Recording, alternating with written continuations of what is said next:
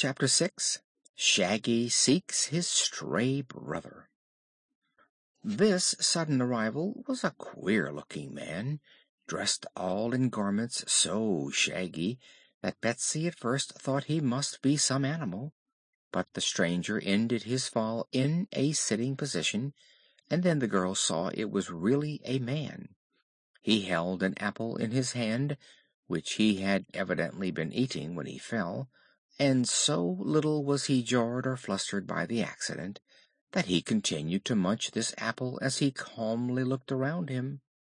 "Good gracious!" exclaimed Betsy, approaching him. "Who are you, and where did you come from?" "Me? Oh, I'm Shaggy Man," said he, taking another bite of the apple. "Just dropped in for a short call.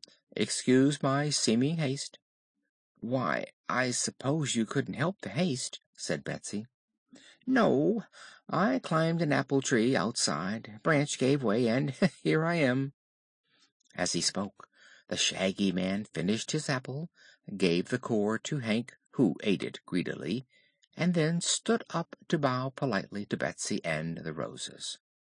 The royal gardener had been frightened nearly into fits by the crash of glass and the fall of the shaggy stranger into the bower of roses, but now he peeped out from behind a bush and cried in his squeaky voice, "You're breaking the law! You're breaking the law!" Shaggy looked at him solemnly. "Is the glass the law in this country?" he asked. "Breaking the glass is breaking the law," squeaked the gardener angrily. "Also, to intrude in any part of the Rose Kingdom is breaking the law." "How do you know?" asked Shaggy. "Why, it's printed in a book," said the gardener, coming forward and taking a small book from his pocket. "Page 13. Here it is. If any stranger enters the Rose Kingdom, he shall at once be condemned by the ruler and put to death. So you see, strangers," he continued triumphantly, "it's death for you all, and your time has come." But just here Hank interposed. He had been stealthily backing toward the royal gardener, whom he disliked, and now the mule's heels shot out and struck the little man in the middle. He doubled up like the letter U and flew out of the door so swiftly, never touching the ground, that he was gone before Betsy had time to wink. But the mule's attack frightened the girl. "Come," she whispered, approaching the Shaggy Man and taking his hand. "Let's go somewhere else. They'll surely kill us if we stay here." "Don't worry, my dear," replied Shaggy, patting the child's head. "I'm not afraid of anything, so long as I have the Love Magnet." "The Love Magnet? Why, what is that?" asked Betsy. "It's a charming little enchantment that wins the heart of everyone who looks upon it," was the reply. "The Love Magnet used to hang over the gateway to the Emerald City in the Land of Oz, but when I started on this journey, our beloved ruler Ozma of Oz allowed me to take it with me." "Oh!" cried Betsy, staring hard at him. "Are you really from the wonderful Land of Oz?" "Yes. Ever been there, my dear?" "No, but I've heard about it. And do you know Princess Ozma?" "Very well indeed." "And Princess Dorothy?" "Dorothy's an old chum of mine," declared Shaggy. "Dear me!" exclaimed Betsy. "And why did you ever leave such a beautiful land as Oz?" "On an errand," said Shaggy, looking sad and solemn. "I'm trying to find my dear little brother." "Oh, is he lost?" questioned Betsy, feeling very sorry for the poor man. "Been lost these 10 years," replied Shaggy, taking out a handkerchief and wiping a tear from his eye. "I didn't know it until lately, when I saw it recorded in the magic record book of the sorceress Glinda in the Land of Oz. So now I'm trying to find him." "Where was he lost?" asked the girl sympathetically.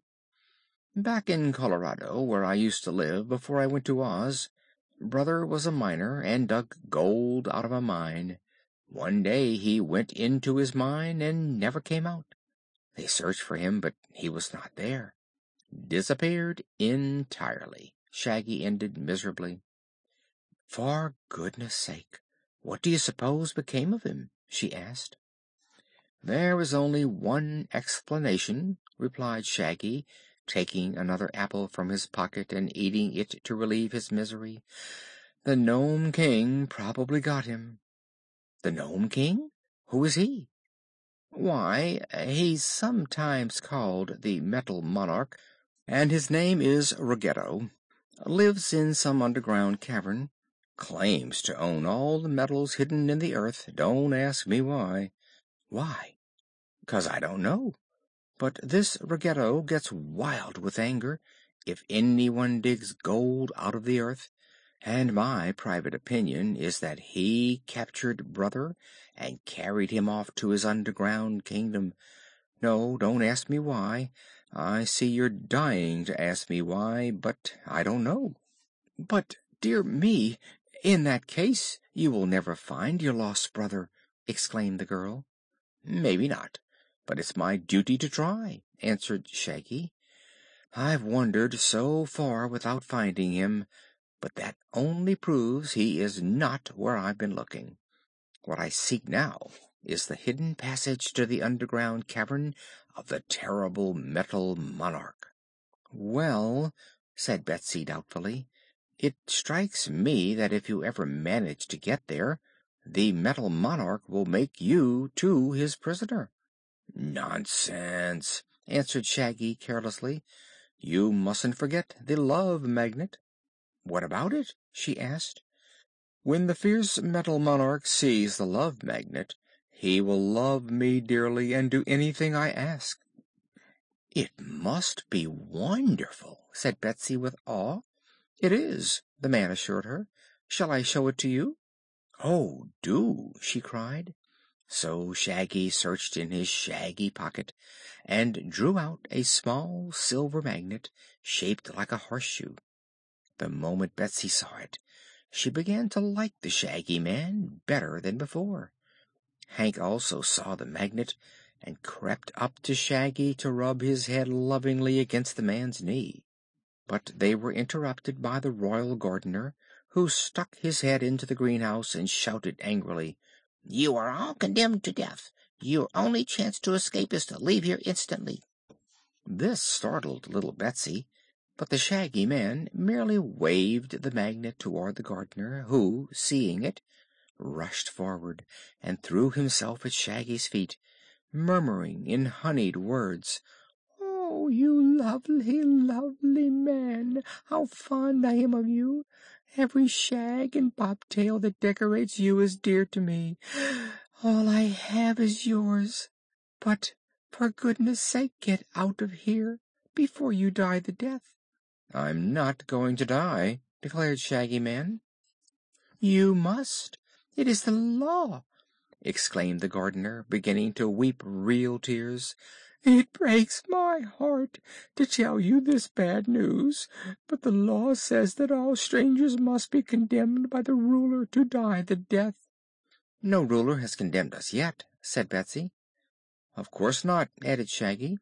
"We haven't even seen the Ruler of the Rose Kingdom."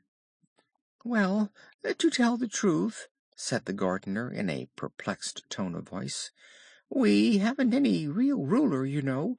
You see, all our rulers grow on bushes in the royal gardens, and the last one we had got mildewed and withered before his time, so we had to plant him, and at this time there is no one growing on the royal bushes who is ripe enough to pick." "How do you know?" asked Betsy. "Why, I'm the Royal Gardener. Plenty of royalties are growing, I admit, but just now they're all green. Until one ripens I am supposed to rule the Rose Kingdom myself and see that its laws are obeyed. Therefore, much as I love you, Shaggy, I must put you to death." "Wait a minute," pleaded Betsy. "I'd like to see those royal gardens before I die." "So would I," added Shaggy Man. "Take us there, Gardener." "Oh, I can't do that," objected the gardener, but Shaggy again showed him the Love Magnet, and after one glance at it the gardener could no longer resist.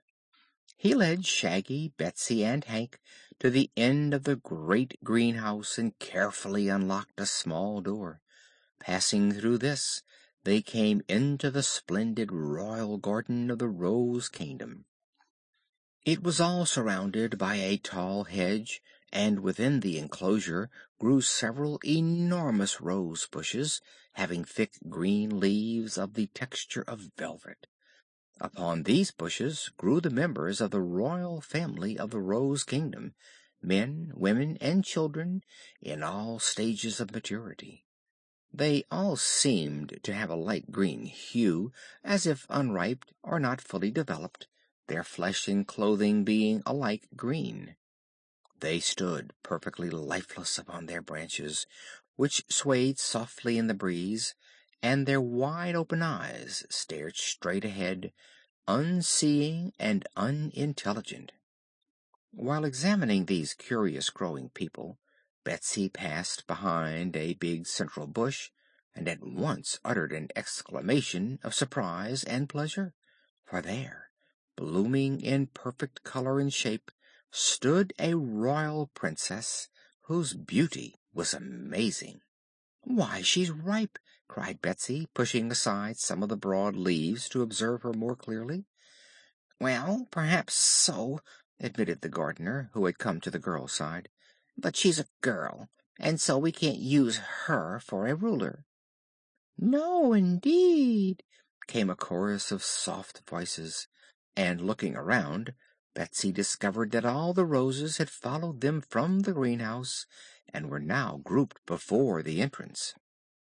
"You see," explained the gardener, "the subjects of Rose Kingdom don't want a girl ruler. They want a king." "A king! We want a king!" repeated the chorus of roses. "Isn't she royal?" inquired Shaggy, admiring the lovely princess. "Of course, for she grows on a royal bush. This princess is named Ozga, as she is a distant cousin of Ozma of Oz, and were she but a man, we would joyfully hail her as our ruler." The gardener then turned away to talk with his roses, and Betsy whispered to her companion, "Let's pick her, Shaggy." "All right," said he. "If she's royal, she has the right to rule this kingdom, and if we pick her she will surely protect us and prevent our being hurt or driven away." So Betsy and Shaggy each took an arm of the beautiful Rose Princess, and with a little twist of her feet set her free of the branch upon which she grew. Very gracefully she stepped down from the bush to the ground, where she bowed low to Betsy and Shaggy and said in a delightfully sweet voice, "I thank you." But at the sound of these words the gardener and the roses turned and discovered that the princess had been picked, and was now alive. Over every face flashed an expression of resentment and anger, and one of the roses cried aloud, "Audacious mortals, what have you done?" "Picked a princess for you, that's all," replied Betsy cheerfully. "But we won't have her. We want a king!" exclaimed a Jacques Rose, and another added with a voice of scorn, "No girl shall rule over us." The newly picked princess looked from one to another of her rebellious subjects in astonishment. A grieved look came over her exquisite features. "Have I no welcome here, pretty subjects?" she asked gently. "Have I not come from my royal bush to be your ruler?"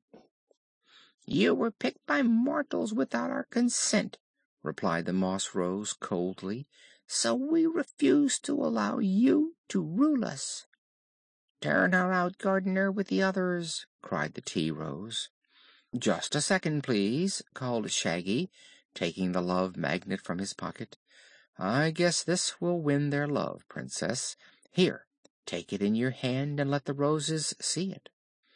Princess Ozga took the magnet, and held it poised before the eyes of her subjects, but the Roses regarded it with calm disdain.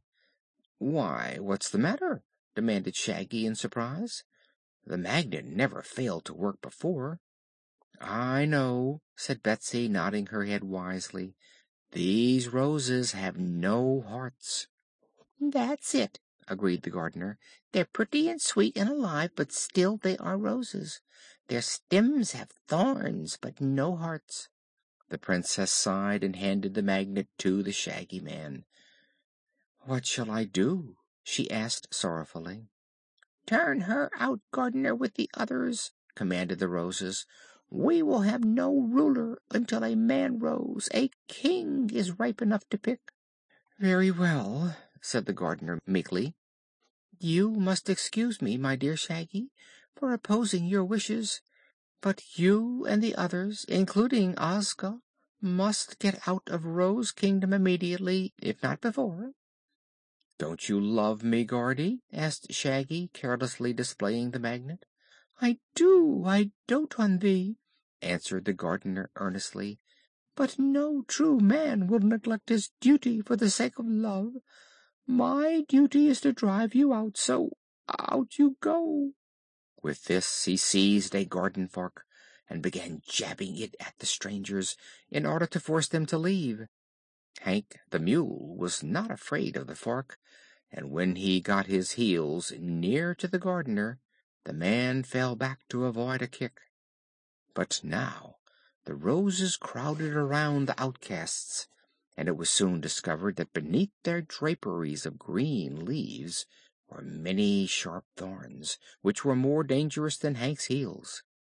Neither Betsy, nor Ozga, nor Shaggy, nor the Mule cared to brave those thorns, and when they pressed away from them they found themselves slowly driven through the garden door into the greenhouse. From there they were forced out at the entrance, and so through the territory of the flower strewn Rose Kingdom, which was not a very great extent. The Rose Princess was sobbing bitterly. Betsy was indignant and angry. Hank uttered defiant hee-haws, and the Shaggy Man whistled softly to himself. The boundary of the Rose Kingdom was a deep gulf, but there was a drawbridge in one place, and this the royal gardener let down until the outcasts had passed over it. Then he drew it up again and returned with his Roses to the greenhouse, leaving the four queerly assorted comrades to wander into the bleak and unknown country that lay beyond. "I don't mind much," remarked Shaggy, as he led the way over the stony, barren ground. "I've got to search for my long lost little brother anyhow, so it won't matter where I go." "Hank and I will help you find your brother," said Betsy in her most cheerful voice. "I'm so far away from home now that I don't suppose I'll ever find my way back, and, to tell the truth, it's more fun traveling around and having adventures than sticking at home. Don't you think so, Hank?" "Hee haw!" said Hank, and the Shaggy Man thanked them both. "For my part," said Princess Ozga of Roseland with a gentle sigh, "I must remain forever exiled from my kingdom. So I, too, will be glad to help the Shaggy Man find his lost brother." "That's very kind of you, ma'am," said Shaggy. "But unless I can find the underground cavern of Ruggedo, the Metal Monarch, I shall never find poor brother." The King was formerly named Roquat, but after he drank the waters of oblivion he forgot his own name and had to take another. "Doesn't anyone know where it is?" inquired Betsy. "Someone must know, of course," was Shaggy's reply, "but we are not the ones. The only way to succeed is for us to keep going until we find a person who can direct us to Ruggedo's cavern." "We may find it ourselves without any help," suggested Betsy. "Who knows?" "No one knows that except the person who's writing the story," said Shaggy. "But we won't find anything, not even supper, unless we travel on. Here's a path. Let's take it and see where it leads to." End of chapter 6.